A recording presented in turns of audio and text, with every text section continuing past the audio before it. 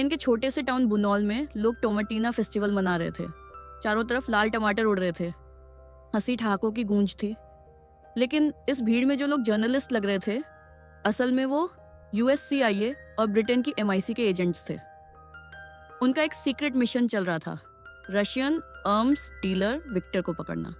सभी एजेंट्स अलग अलग पॉइंट्स पर तैनात थे और भीड़ पर नजर रखे हुए थे। तभी एक संदिग्ध इंसान दिखा। टेक्निकल टीम ने तुरंत फेस रिकॉग्निशन चालू किया, लेकिन वो शख्स अपना चेहरा ढक चुका था, इसलिए कुछ भी कंफर्म नहीं हो पाया। इसी बीच टीम लीडर जूली को एक के बाद एक कई और संदिग्ध लोग दिखाई देने लगे।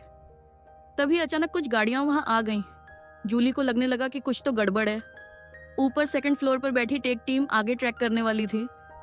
तभी उन्हें ऐसा लगा जैसे कोई खतरनाक चीज होने वाली हो, और फिर जो हुआ वो खौफनाक था। जूली को छोड़कर बाकी पूरी टीम को उन दुश्मनों ने मार डाला जो पहले से छिपकर बैठे थे। एक ब्लॉन्ड लड़की और उसके साथ एक टेक एक्सपर्ट ने 2 एजेंट्स को मारकर कमांड व्हीकल पे कब्जा कर लिया और कुछ फाइल्स इंटरनल नेटवर्क में अपलोड करनी शुरू कर दी। जूली दौड़कर उन्हें रोकने जा रही थी, तभी एक दुश्मन ने उसे रोक लिया। दोनों के बीच फाइट शुरू हो गई, लेकिन वो लगातार अपनी पोजीशन बदलते जा रहे थे, जिससे स्नाइपर को सही टारगेट करना मुश्किल हो रहा था। इतने में टेक एक्सपर्ट अपना अपलोड कंप्लीट कर चुका था। जूली बस एक पल लेट हो गई और अगले ही सेकंड एक और दुश्मन ने साइड से आकर उसे शूट कर दिया। जूली जमीन पर गिर गई। जिंदा है या नहीं किसी को नहीं पता। दूसरी तरफ यूएस प्रेसिडेंट विल लंदन पहुंच चुके थे।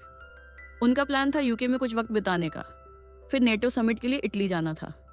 लेकिन ब्रिटिश पीएम सैम का मूड कुछ ठीक नहीं था। सैम को विल जरा भी पसंद नहीं था। एक मूवी स्टार को प्रेसिडेंट बनते देख उसे ताज्जुब होता था। आयरनी ये थी कि विल की मूवी हिट होने के बाद उसकी पॉपुलैरिटी आसमान छू रही थी। यहाँ तक कि यूके में भी उसकी फैन फॉलोइंग पीएम सैम से ज्यादा हो गई थी। सुबह सुबह जब सैम वर्कआउट कर रहा था, उसका आदमी आकर बोला, जूली की टीम की मिशन फेल हो गई है। 7 सीआईए और एमआई6 एजेंट्स मारे जा चुके हैं और जूली भी गायब है। सैम और भी अपसेट हो गया। अगले दिन बकिंगहम पैलेस के बाहर विल के हजारों फैंस जमा हो गए। पोस्टर और चीयर्स के साथ सब पूरी एनर्जी में थे। अंदर विल की वाइफ उसे समझा रही थी कि सैम के साथ अच्छे से पेश आना चाहिए, लेकिन विल के दिल में पुरानी बातों की खुन्नस थी।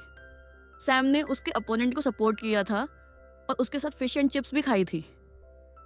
विल को लगता था कि सैम उसे कभी सीरियसली लेता ही नहीं। इसी बीच विल के सेक्रेटरी ने उसे स्पेन वाले फेल मिशन के बारे में बताया।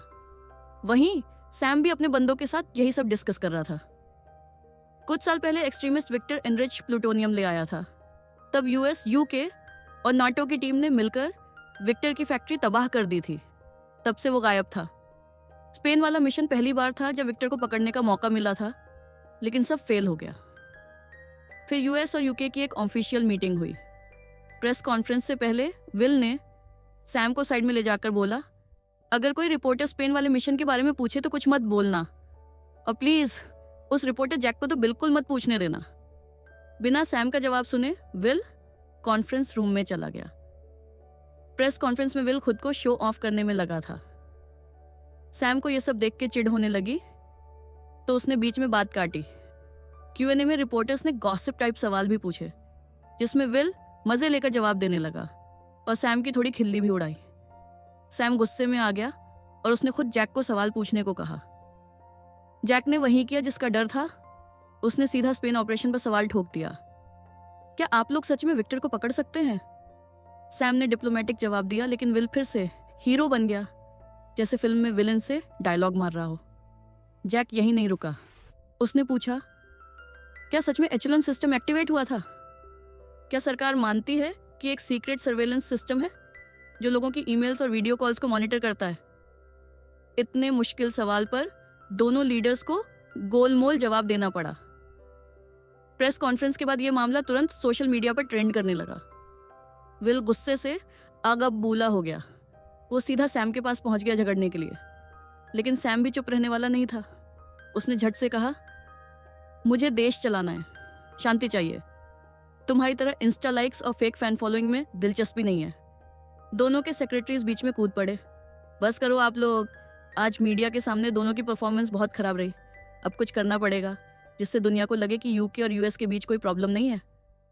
तभी सैम के सेक्रेटरी ने आइडिया दिया, क्यों ना दोनों मिलकर एयरफोर्स 1 से नेटो समिट के लिए निकले। रास्ते में कुछ इंटीमेट फोटोज लीक हो जाएंगी तो ये मन मुटाव वाली अफवाहें अपने आप खत्म हो जाएंगी। दोनों लीडर्स को आइडिया बहुत पसंद तो नहीं आया, लेकिन सिचुएशन ऐसी थी कि मना भी नहीं कर सकते थे। मजबूरी में सिर हिलाकर हाँ कह दी।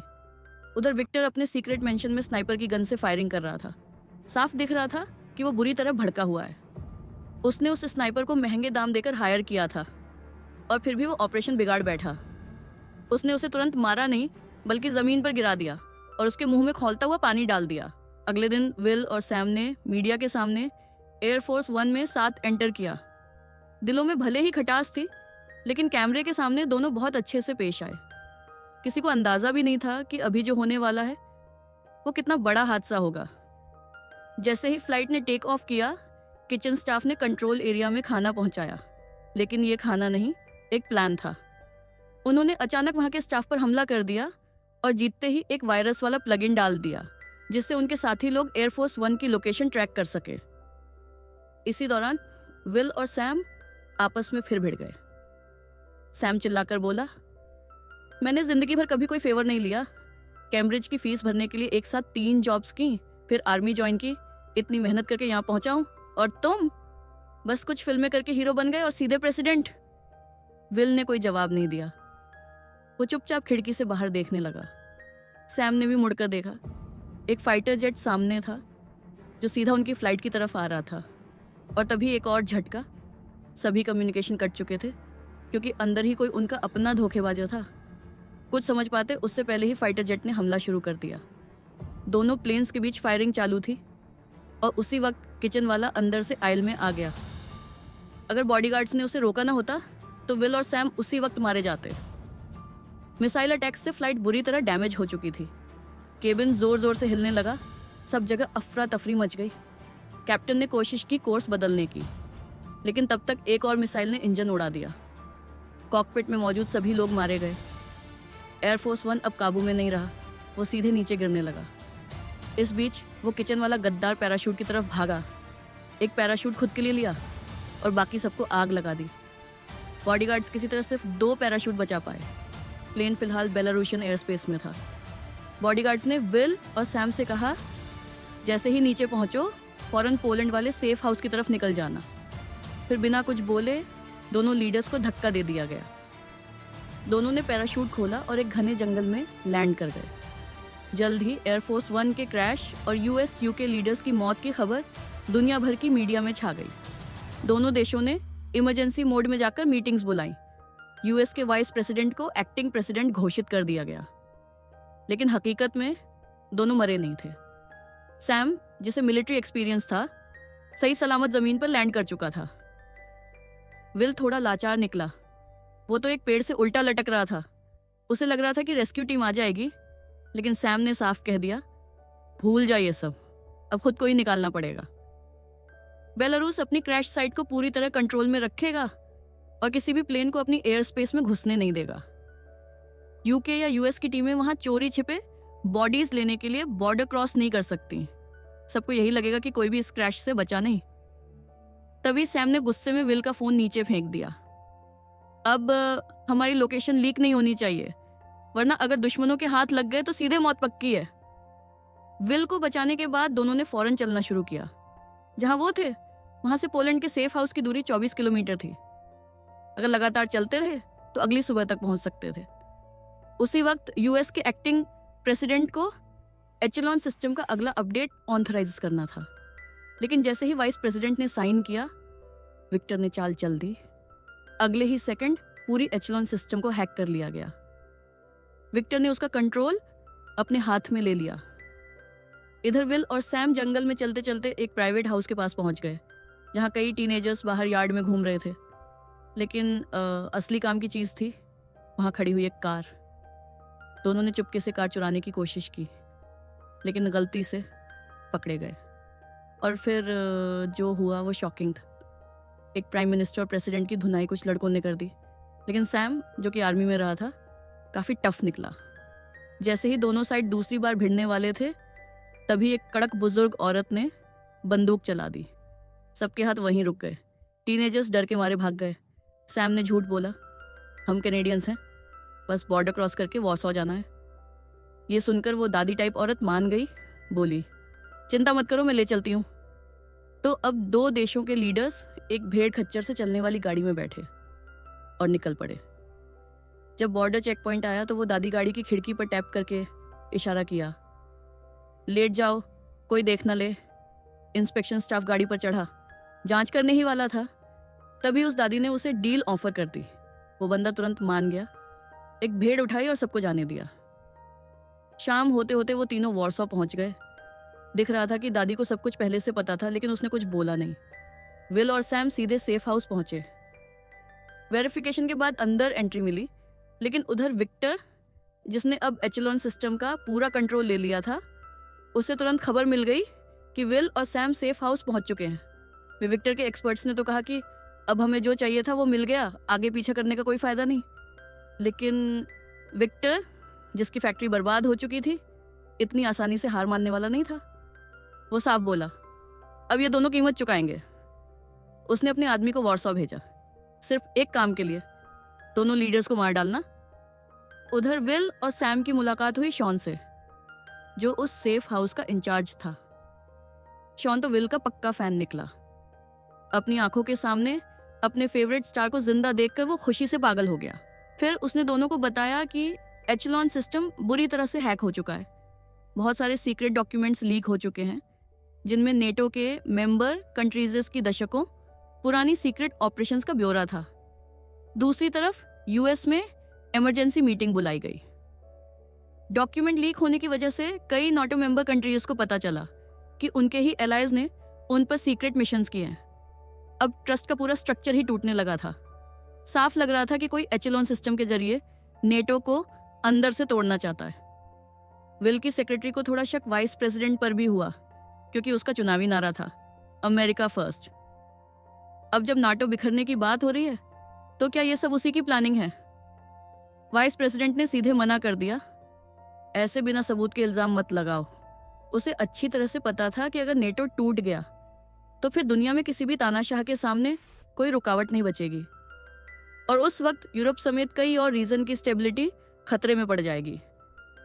यह सुनकर विल की सेक्रेटरी चुप हो गई। अब कहने को ज्यादा कुछ बचा नहीं था। इधर सब सोच रहे थे कि एम्बेसी को इन्फॉर्म कर दिया जाए ताकि दुनिया को पता चले कि दोनों लीडर्स जिंदा हैं, लेकिन सैम ने इसका साफ विरोध किया।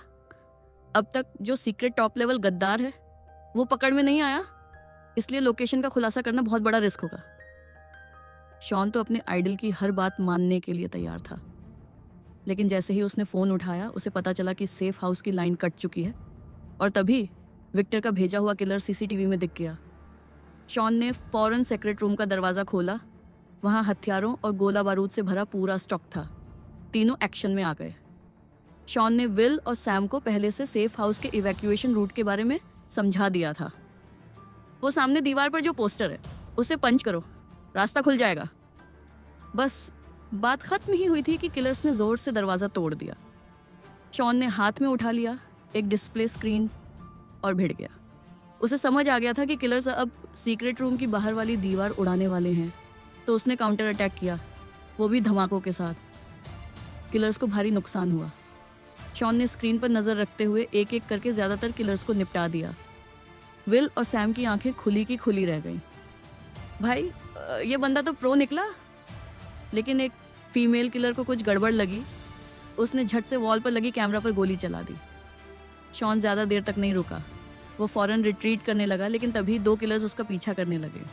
शॉन को पीछे से गोली लग गई, लेकिन वो फिर भी डटा रहा ताकि दोनों लीडर्स को सुरक्षित भागने का वक्त मिल सके।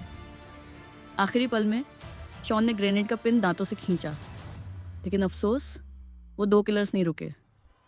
विल और सैम भागते हुए पोस्टर के पास पहुंचे, लेकिन विल थोड़ा अटका, क्योंकि वो पोस्टर दरअसल वर्ल्ड वॉर 1 का एक अंकल सैम वाला रिक्रूटमेंट पोस्टर था।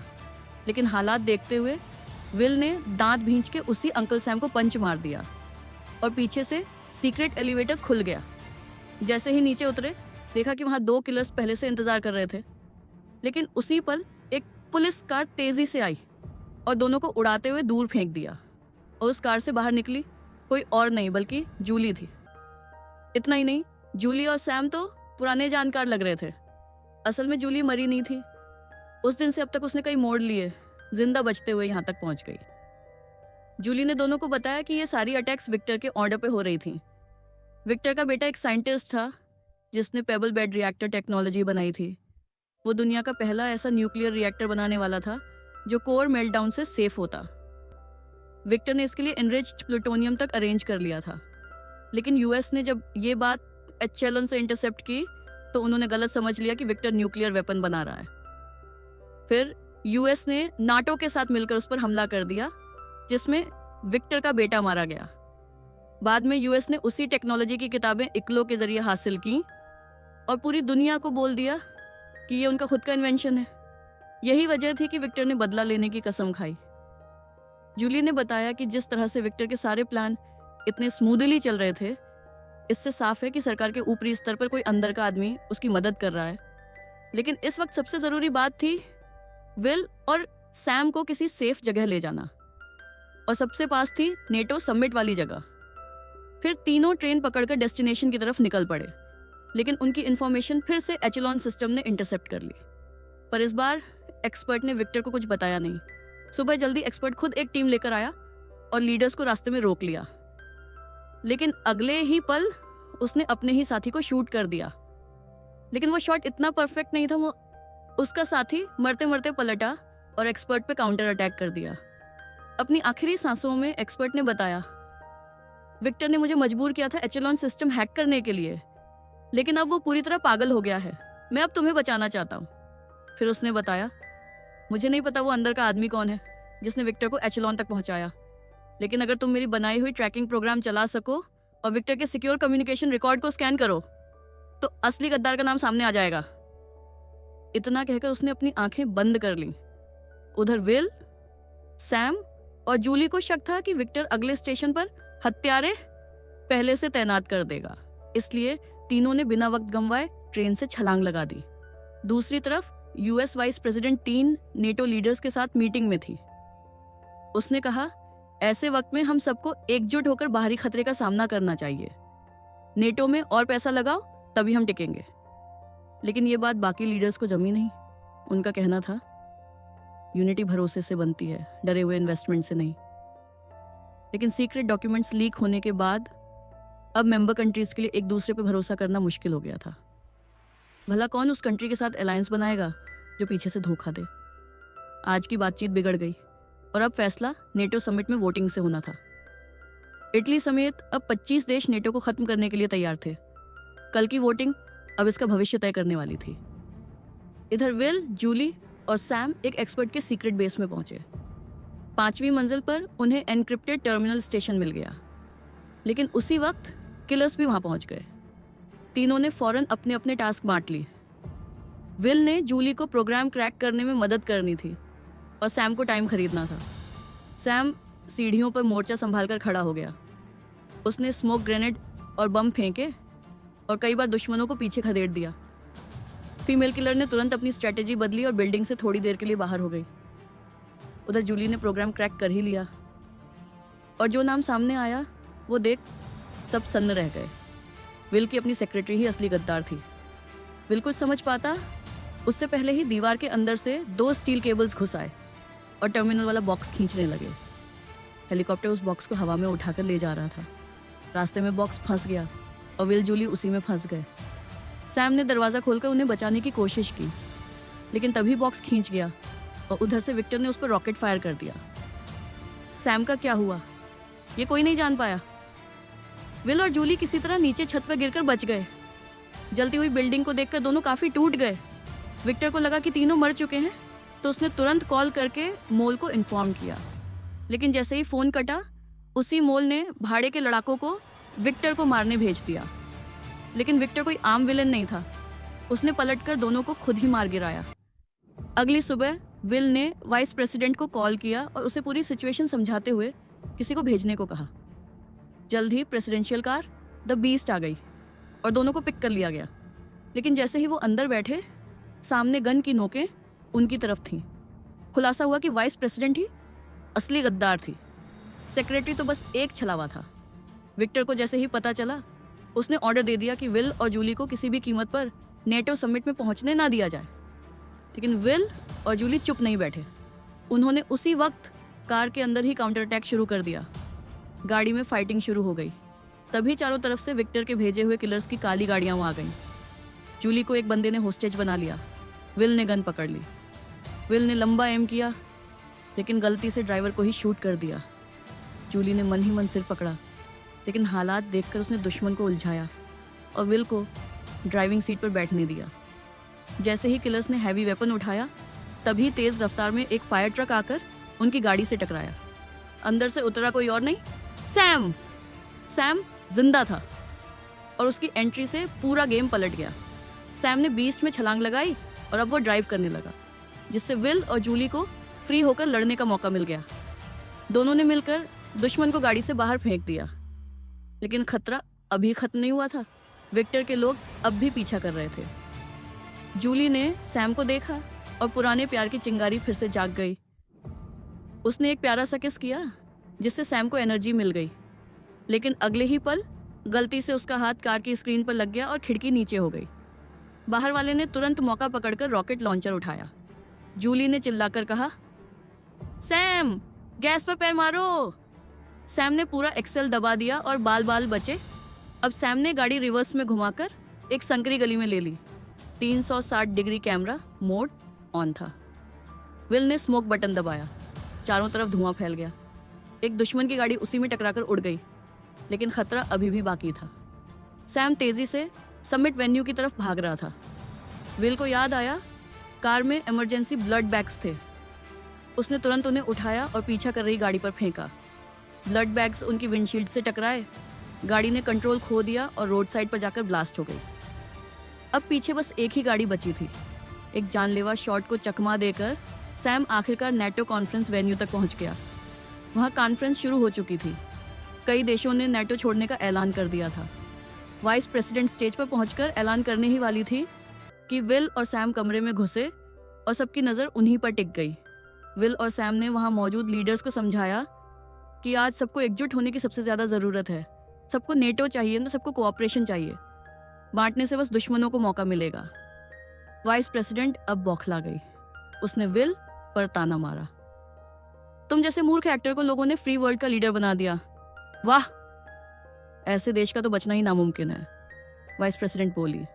उसके हिसाब से यूएस को इन नकली एलाइजर्स की ज़रूरत ही नहीं थी।